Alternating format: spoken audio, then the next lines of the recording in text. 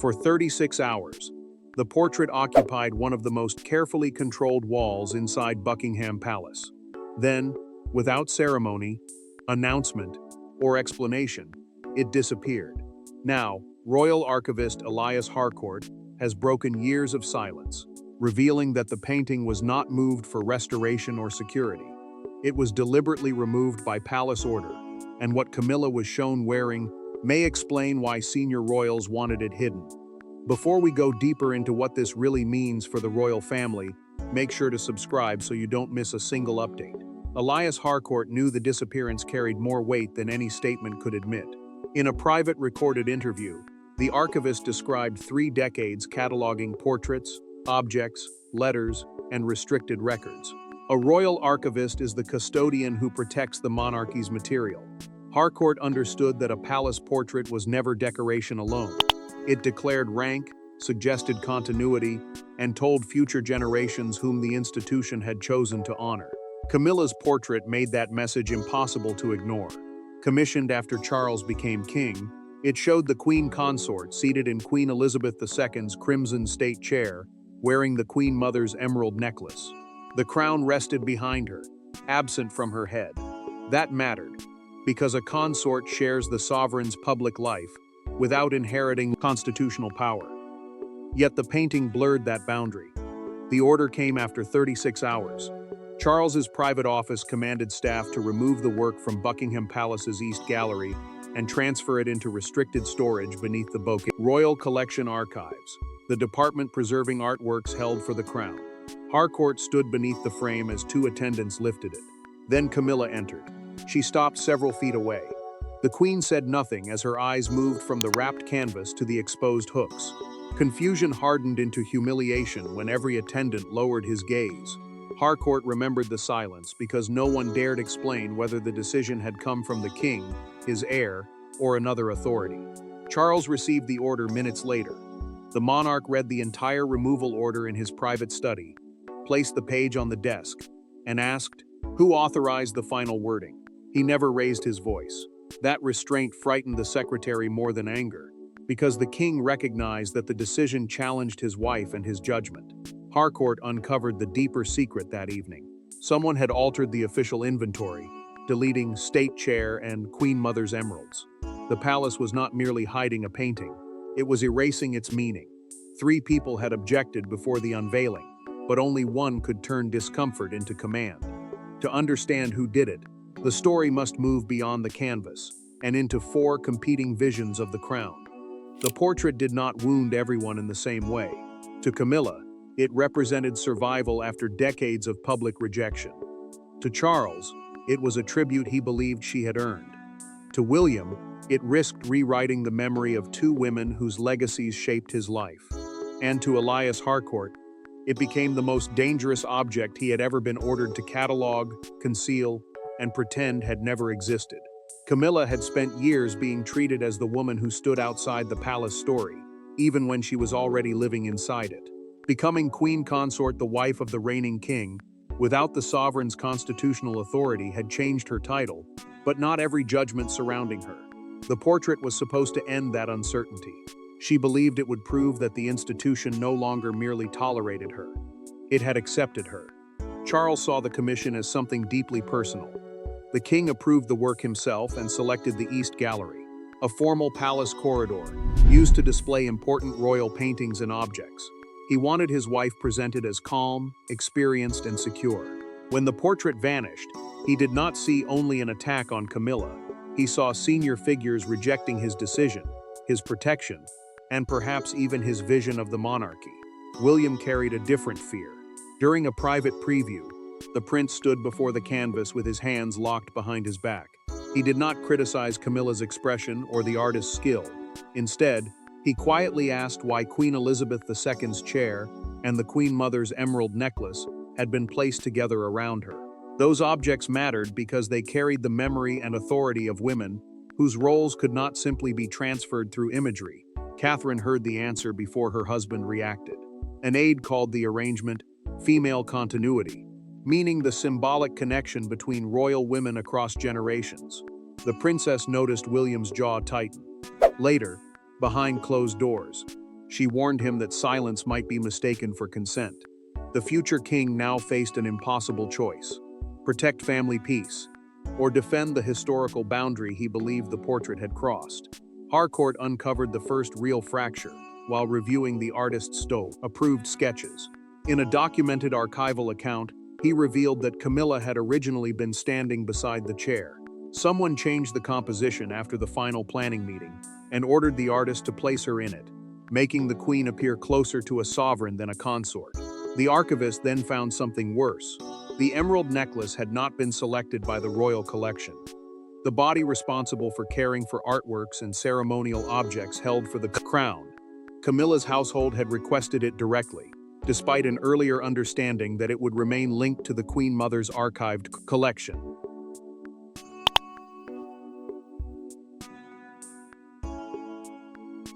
The portrait was only the evidence.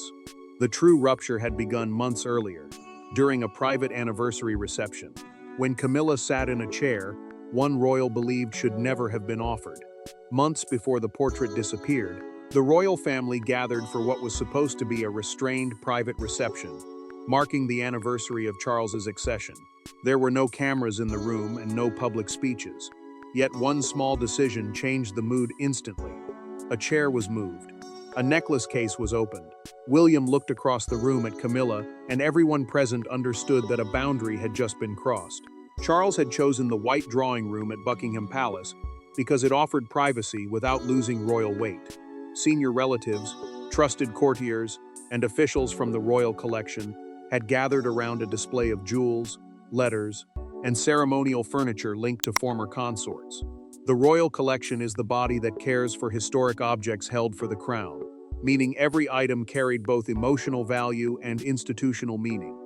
Camilla moved slowly through the display, aware that the evening was meant to honor continuity. The queen paused near a crimson state chair positioned behind a velvet barrier. A state chair is a ceremonial seat associated with royal authority, and this one had become closely linked to Queen Elizabeth II during the later years of her reign. It had been included for viewing only. No one expected it to be used. Charles changed that with a single invitation. The king nodded toward Camilla's equerry, who moved the barrier aside, and then encouraged his wife to sit. At the same moment, an official opened the case containing the Queen Mother's emerald necklace and held it against her gown for comparison. The portrait artist, attending as a guest, began sketching immediately. William did not protest. The prince simply watched, his face tightening as the chair, the jewels, and Camilla were brought together in one image. Then he stepped away. Catherine followed him into an adjoining corridor, where he admitted that the gesture felt deliberate. To him, memories belonging to different women were being merged until their original meaning no longer mattered. Camilla saw him leave. She understood the silence as judgment, and the moment of recognition she had wanted suddenly felt like another public rejection. Later, she confronted Charles in a side room and asked why his son could not allow her one moment of acceptance without treating it as an insult to Diana, the late queen. The monarch defended William's grief, but she heard only hesitation. Elias Harcourt caught the most dangerous words before the evening ended. In a documented archival account, he recalled hearing an aide tell the artist that the sketch had captured the future. Within 48 hours, the official portrait brief was rewritten to reproduce the chair, the necklace, and Camilla's exact position. William responded the next morning. His office sent a handwritten note to the royal collection, requesting that no object linked to the late queen be used to suggest sovereign authority, where only consort status existed. The warning demanded restraint, not cancellation. Palace officials filed it and ignored it. What began with a chair moving across a carpet was now moving toward a closed viewing room, where William and Camilla would finally face each other with no ceremony, no crowd, and nowhere left to hide. The first private viewing lasted less than 12 minutes. Camilla arrived expecting approval. William entered already knowing what had been painted. Charles stood between them, believing he could prevent symbolism from becoming personal. He was wrong.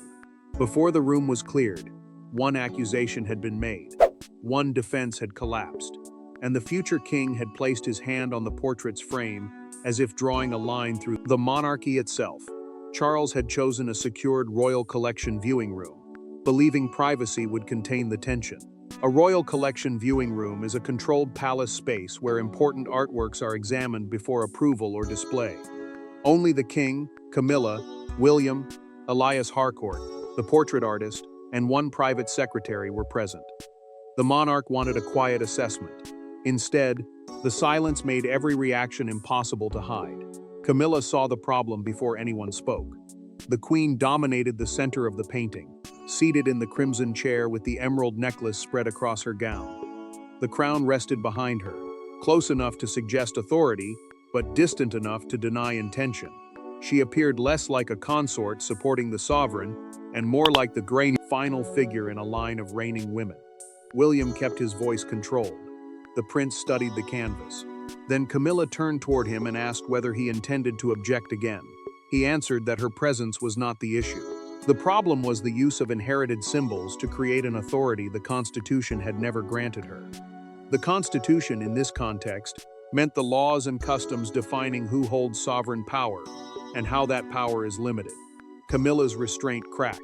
She accused William of punishing her for a past she could never change, forcing every achievement to stand trial beside Diana's memory.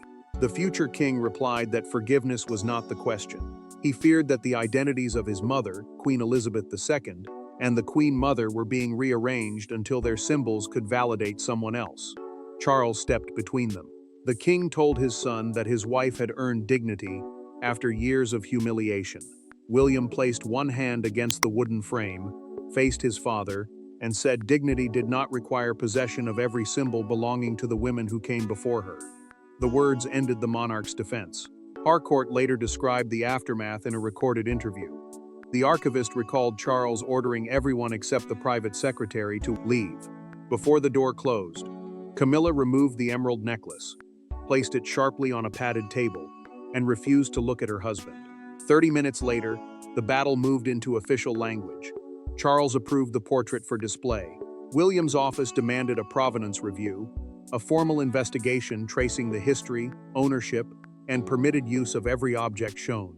That request opened a path the king could not simply close. The loudest voices had failed to settle the dispute. Now the power would pass to a quiet custodian, whose single signature could decide whether the palace had violated its own history. Charles could approve where the portrait hung, but he could not rewrite the ownership history of every object inside it. The chair, the necklace, and even the ceremonial table carried restrictions buried in royal collection records. When those documents were opened, the dispute changed completely. It was no longer a son challenging his father, or a queen defending her place. It became a question of whether the palace itself had broken its own rules. Lady Margaret Ellison approached the file without emotion, yet she understood exactly how dangerous it had become. As chair of the Royal Collections Custodial Committee, she led the group responsible for protecting historic objects held in trust for the crown. That meant the jewels and furnishings did not belong personally to Charles, Camilla, or any individual royal. They were preserved for the monarchy across generations, and their use carried limits even the king was expected to respect. Margaret found those limits written clearly. The Queen Mother's emerald necklace could be worn with formal permission, but placing it inside a permanent state portrait required a separate historical approval. A state portrait is an official image intended to represent royal position and legacy. The crimson chair carried an even stronger restriction. It could not be used in a way that suggested someone's constitutional rank had changed. The custodian remained alone with the file late into the night. Lady Margaret reread Charles's handwritten approval and understood why he had signed to get it. The painting was his defense of Camilla after years of public hostility. Yet she also saw the precedent. If one household could borrow symbols of sovereign authority to strengthen an image, every future royal office might attempt the same thing. Charles met her privately before the committee reached its final decision. The king asked whether changing the catalog wording could solve the problem and protect his wife from humiliation. Margaret closed the folder. She told him the danger was not hidden in the description. It existed in the message viewers received before reading a single word. The investigation then uncovered the omission that changed everything. Camilla's household had requested the emerald necklace without disclosing that it would appear in an official portrait. The Queen's staff had secured permission for temporary use, but not permanent representation. That gap allowed the committee to suspend the loan approval retroactively. Lady Margaret signed the restriction order at exactly 11:42 that night. The document did not demand destruction, nor did it censor Camilla's likeness. It prohibited public display until the chair and necklace were removed from the composition. The artist warned that such changes would require repainting almost the entire work. Charles refused immediate alteration. The monarch could not accept that the tribute he had commissioned would be dismantled piece by piece. His refusal left only one legal option. At dawn, the signed order reached palace staff. Before breakfast, Camilla would walk into the East Gallery and discover that the most important portrait of her royal life had vanished. By the time the palace awakened, the portrait was already gone. No announcement had been drafted. No explanation had been prepared for Camilla. She learned the truth by walking into the East Gallery and seeing a pale rectangle where the frame had shielded the wallpaper. Beneath it, two brass hooks remained exposed. For the first time since becoming queen, she was forced to look at a royal decision that had been made about her, without her. Elias Harcourt had supervised the removal before dawn. The archivist watched two trained handlers wrap the painting, seal its covering, and assign it a restricted catalog number. A restricted catalog number is an internal code used to keep sensitive royal objects away from ordinary displays and public records. Harcourt then followed as the portrait was carried through a service passage into an underground storage room. Urgency drove every movement. A diplomatic reception was scheduled in the East Gallery that evening, bringing foreign guests, officials, and photographers into the same space. Palace staff feared that one unexpected image of the disputed portrait could turn a private family conflict into an international scandal. Before Charles had decided how to respond, Camilla entered shortly after 7 o'clock. The Queen stopped beneath the empty space and asked a junior footman where the painting had gone. He froze. His silence gave her the answer before anyone spoke. Harcourt stepped forward and explained that the custodial committee had ordered its removal. She looked directly at him, then back at the exposed hooks, as if trying to understand how her most important royal image had become forbidden. Overnight, Camilla returned to her rooms without another question. She dismissed her dresser, left the breakfast tray untouched, and waited alone. When Charles arrived, she did not ask who had opposed the portrait. She asked whether he had truly fought for it, or whether he had protested only after the decision was impossible to stop. Charles hesitated. The king admitted that he had known a restriction order was possible, but he believed his personal approval would outweigh the committee's objections. That confession hurt her more than the removal itself. The monarch had not only underestimated the resistance, he had overestimated his own power to protect her. Camilla's sadness hardened into control. Later that morning, she sent a handwritten instruction to her household, demanding that every future portrait loan, jewelry selection, and archival reference receive her personal approval. Her staff saw protection. Senior palace officials saw something more dangerous: the beginning of a separate power structure operating around the queen. The crisis now threatened to divide two royal households completely. Yet Camilla made an unexpected choice. She requested a private meeting with William, without Charles, secretaries, or advisors present. Humiliation had pushed her toward resistance, but what came next would happen behind a closed door between the two people carrying the deepest wounds. There were no aides in the room, no files on the table, and no king positioned between them. Camilla had asked to see William alone. For years, their most difficult conversations had been filtered through Charles, protocol, or carefully prepared language. This time, she closed the door herself. What followed did not erase the past, but it changed the portrait dispute from a battle over power into something far more human. Camilla had chosen a small sitting room at Clarence House, the London residence used by senior members of the royal family. She wanted neutral ground, away from palace offices and the officials who turned every painful sentence into a formal position. The Queen removed her staff before William arrived. The prince came without Catherine, carried no documents, and expected another demand that he withdraw his objection. Camilla surprised him immediately. She admitted that the portrait had mattered because she feared history would remember her only through scandal. The chair and necklace had made her feel attached to the monarchy's deeper story, rather than merely tolerated at its edge. She had spent years believing acceptance would arrive through one final image. Instead, that image had reopened every wound she wanted it to close. William listened without interrupting. The future king then explained that his resistance came from the opposite fear. He worried that history would become so gentle that Diana's suffering, Queen Elizabeth II's service, and the Queen Mother's identity would be reduced to decorative symbols in someone else's reinvention. To him, the portrait did not honor continuity. It blurred the women until their individual meaning disappeared. Camilla's composure finally cracked. The Queen admitted that she had confused recognition with vindication. Sitting in the crimson chair had felt like proof that decades of rejection were over. Yet she now understood why William saw the same gesture as replacement. Her triumph had depended on objects carrying memories that were not hers to claim. William then disclosed what the dispute had concealed. The prince had never demanded that the painting be destroyed or permanently hidden. His original proposal called for Camilla to stand beside the chair and wear jewels connected to her own public service. The revised image would recognize the queen without borrowing authority from another woman's reign. Silence held them there. Camilla removed her signet ring and turned it slowly between her fingers. Then she agreed. She told William that she wanted a portrait her grandchildren could see without first hearing why it had caused pain. The future king promised to support the revision, not as a surrender, but as an honest distinction between her place and the past. Their agreement ended the private battle. It came too late to contain the public one. News of the empty wall had already reached the press, and by evening, the hidden portrait would become a national argument over memory, legitimacy, and the true cost of royal acceptance. The palace had hidden the portrait, but it could not hide the space where it had been. A guest at the diplomatic reception noticed the fresh marks on the East Gallery wall. By the following morning, that empty rectangle had become the most discussed image in Britain. Newspapers demanded answers. Broadcasters reconstructed the painting, and crowds gathered outside Buckingham Palace as a private family wound became a public test of the monarchy's honesty. The story escaped through one quiet conversation. A reception guest mentioned the missing portrait to a political correspondent, who checked the official palace catalog and found that a painting of Camilla had been listed in the East Gallery only one day earlier.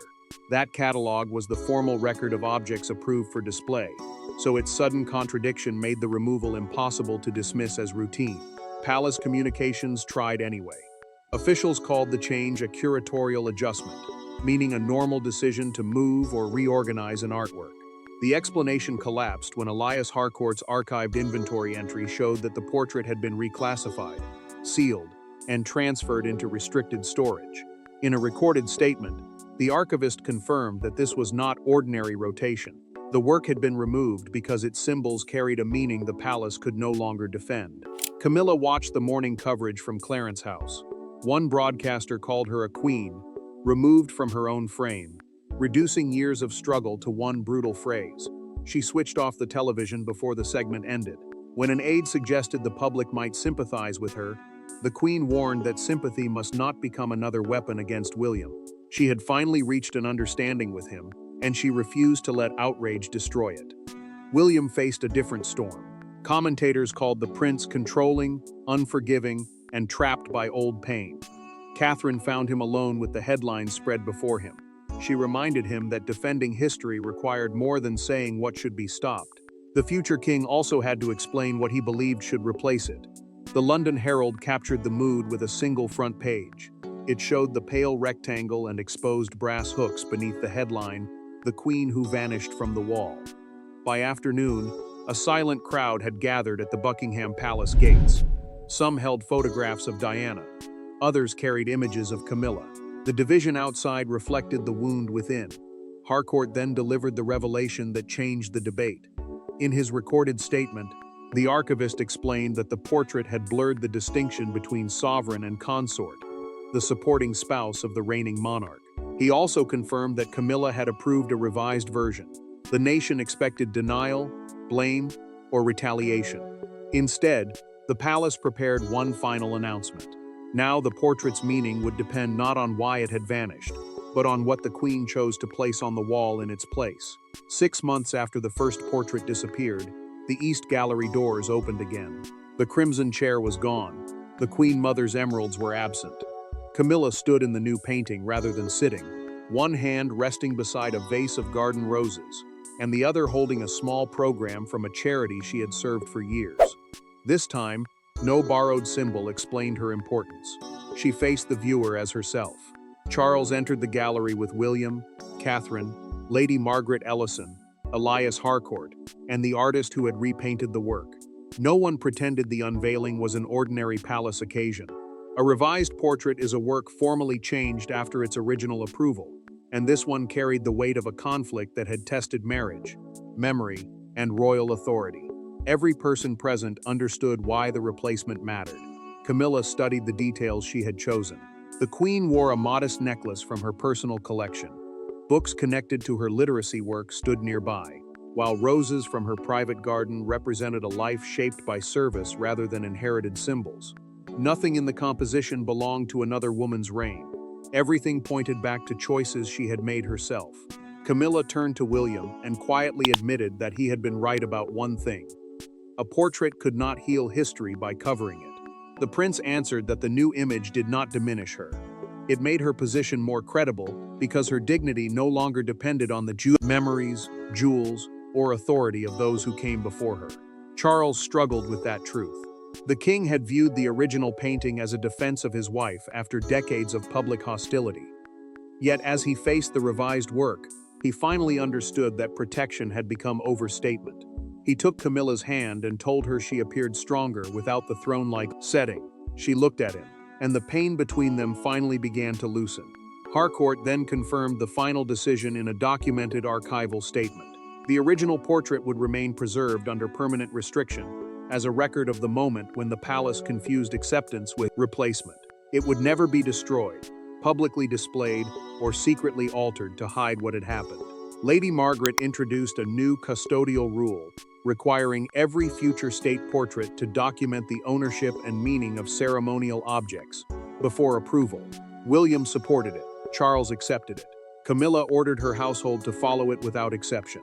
The removed portrait never proved that Camilla had no place in the monarchy.